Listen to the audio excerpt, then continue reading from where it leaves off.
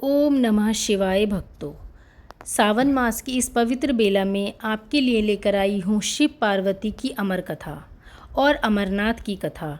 ये दोनों कथाएं ही शिव पार्वती को अत्यंत ही प्रिय हैं और नित्य पढ़ने और सुनने से उत्तम फल की प्राप्ति होती है। तो चलिए अपनी कथा प्रारंभ करते हैं। पुराणों में संस्मरण है कि एक बार माँ पार्वती ने बड़ी उत्सुकता से बाबा श्री विश्वनाथ महादेव से यह प्रश्न किया कि ऐसा क्यों होता है कि आप अजर अमर हैं और मुझे हर जन्म के बाद नए स्वरूप में आकर फिर से वर्षों की कठोर तपस्या के बाद आपको प्राप्त करना होता है। जब मुझे आपको ही प्राप्त करना है तो फिर मेरी यह तपस्या क्यों, मेरी इतनी कठोर परीक्षा क्यों, और आपके कंठ में पड़ी यह परमुंड माला तथा आपके अमर होने का कारण व रहस्य क्या है। महाकाल ने पहले तो माता को यह गूढ़ रहस्य बताना उचित नहीं समझा, परंतु स्त्री हट के आगे उनकी एक ना चली।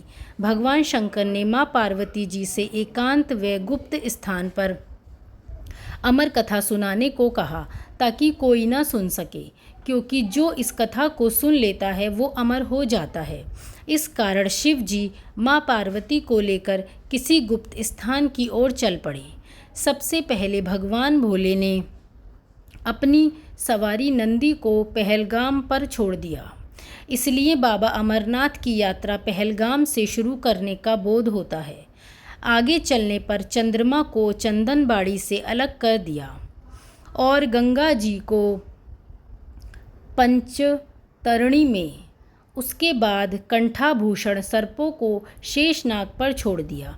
इस प्रकार इस पड़ाव का नाम शेषनाग पड़ा। आगे की यात्रा में अगला पड़ाव गणेश टाप पड़ता है। इस स्थान पर बाबा ने अपने पुत्र गणेश, जिसको महागुणा का पर्वत भी कहा जाता है, पिस्सू घाटी में पिस्सू नामक कीड़े को भी त्याग दिया। इस प्रकार महादेव ने अपने पीछे जीवनदायिनी पांचों तत्वों को भी अपने से अलग कर दिया।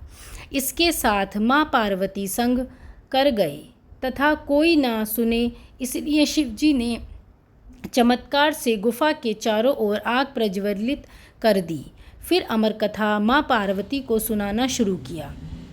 कथा सुनते हुए देवी पार्वती को नींद आ गई। भगवान शिव कथा सुनाते रहे। इस समय दो सफ़ेद कबूतर कथा सुन रहे थे और बीच में गूं गूं की आवाज़ निकाल रहे थे। शिव जी को लग रहा था कि माँ पार्वती कथा सुन हुंकार भर रही हैं। इस तरह दोनों कबूतरों ने अमर होने की पूरी कथा सुन ली। कथा समाप्त होने पर शिव का ध्यान पार्वती की ओर गया। शिव जी ने सोचा कि पार्वती सो रही हैं तो कौन हामी भर रहा है। तब महादेव की दृष्टि कबूतरों पर पड़ी तो क्रोधित हो गए और उन्हें मारने के लिए तत्पर हुए।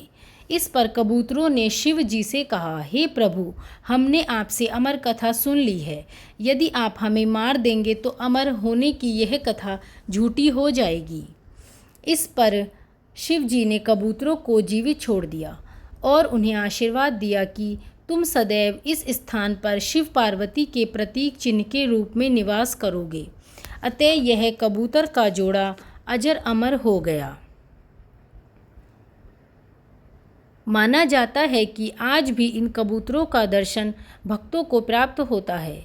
इस तरह से यह गुफा अमर कथा की साक्षी हो गई व इसका नाम अमरनाथ गुफा पड़ा। यहाँ गुफा के अंदर भगवान शंकर बर्फ के निर्मित शिवलिंग के रूप में विराजमान हैं। पवित्र गुफा में माँ पार्वती के अलावा गणेश के सभी अलग से बर्फ से निर्मित प्रतिरूपों के दर्शन भी किए जा सकते हैं। अब सुनाते हैं आपको एक दूसरी कथा। तो चलिए शुरू करते हैं। पवित्र गुफा की खोज के बारे में पुराणों में भी एक कथा प्रचलित है कि एक गडरिये को एक साधु मिला। उसने उस गडरिये को कोयले से भरी एक बोरी दी। गडरिया अपने कंधे पर लाद कर अपने घर को चल पड़ा। घर आकर उसने बोरी खोली तो वह आश्चर्यचकित हुआ, क्योंकि कोयले की बोरी अब सोने के सिक्कों की हो चुकी थी। इसके बाद वह गडरिया साधु से मिलने व धन्यवाद देने के लिए उसी स्थान पर पहुंचा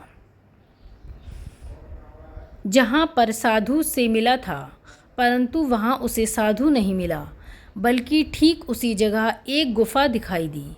गडरिया जैसे ही उस गुफा के अंदर गया तो उसने वहाँ पर देखा कि भगवान भोले शंकर बर्फ़ के बने शिवलिंग के आकार में स्थापित थे।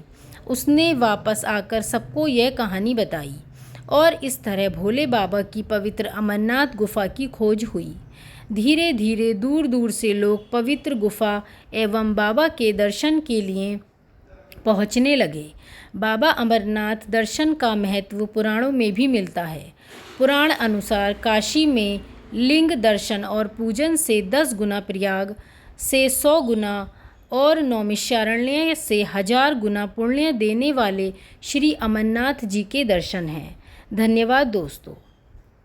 और अधिक जानकारी के लिए हमारे चैनल को सब्सक्राइब करना नहीं भूलिए और आप किस विषय में जानकारी चाहते हैं हमें कमेंट करके ज़रूर बताइए। ओम नमः शिवाय।